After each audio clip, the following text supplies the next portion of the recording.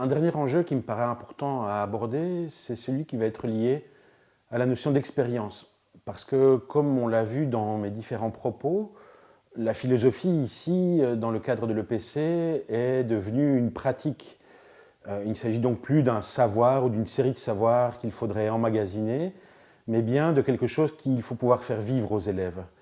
Et le vécu qu'ils vont avoir de la philosophie va évidemment être déterminant et important, puisque c'est ça qui va les impliquer, qui va les engager davantage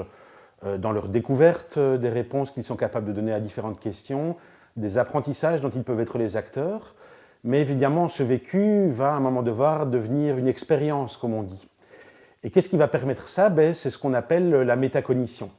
Ça veut dire que si on permet aux élèves de réfléchir à un certain nombre de sujets, mais également parfois de réfléchir à la qualité des démarches qu'ils mettent en œuvre, est-ce que les définitions, les exemples qu'ils donnent sont des exemples riches, des exemples pertinents, des exemples adéquats, et qu'on leur propose des situations dans lesquelles ils développent leur capacité à évaluer la qualité ou la pertinence de ces exemples, de ces définitions ou de tous les outils qu'on leur propose, on constate que ça va avoir un impact déterminant sur l'appropriation de toutes ces compétences qu'on souhaite leur faire développer et sur leur enracinement. Et donc, ce qui va être important, c'est de pouvoir identifier quelles peuvent être les situations mobilisatrices ou les situations d'apprentissage philosophique, comme on les qualifie parfois, qui vont permettre, notamment grâce à cette métacognition et cette capacité de permettre aux élèves d'évaluer leur processus d'apprentissage et leur processus de pensée, comment ces situations vont leur permettre également de s'approprier davantage et d'enraciner davantage les compétences qu'on souhaite leur faire développer.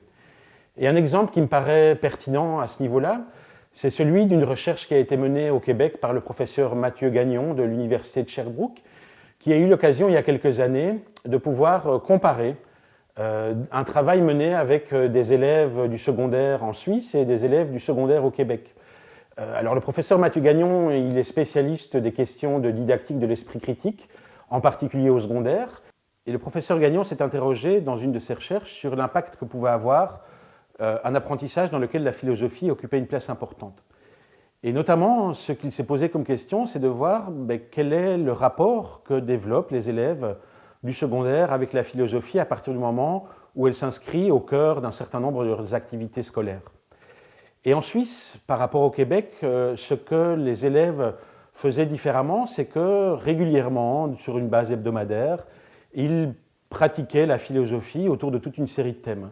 C'était le cas également au Québec, mais au Québec, ce qui différenciait les élèves de leurs homologues suisses, c'est que régulièrement, ils faisaient œuvre de métacognition.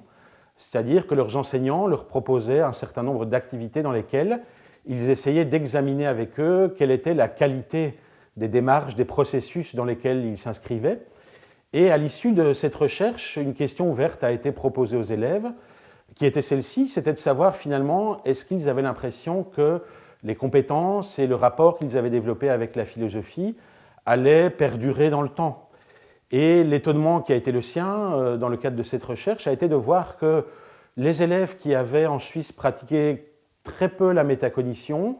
considéraient qu'ils avaient pris beaucoup de plaisir et d'intérêt à pratiquer la philosophie, mais qu'ils estimaient que cela allait rester dans le contexte de l'école et que leur vie allait continuer sans que la philosophie occupe une place particulière. Et par opposition, les élèves québécois qui, eux, avaient bien davantage pratiqué la métacognition, ont exprimé presque dans leur majorité ou dans leur totalité que la question ne se posait même pas, que ce qu'ils avaient fait à travers leur pratique de la philosophie allait les amener à, dans leur vie future, mobiliser et donner une place incontournable à la philosophie. Et que donc, l'hypothèse qui a été celle du professeur Gagnon était de se dire que plus on donnait une place dans les apprentissages à la métacognition, plus on favorisait l'appropriation et l'enracinement des compétences qu'on espérait pouvoir développer.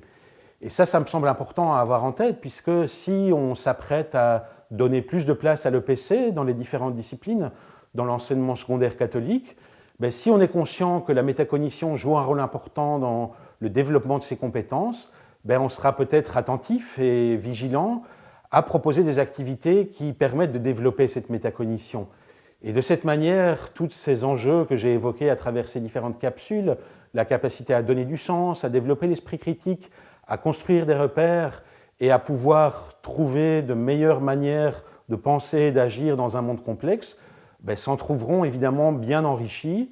Et je souhaite bien entendu que les années qui viennent vous permettent de découvrir et de vous enrichir également vous-même en tant qu'enseignant à travers cette pratique de la philosophie et de la citoyenneté que vous allez offrir à vos élèves.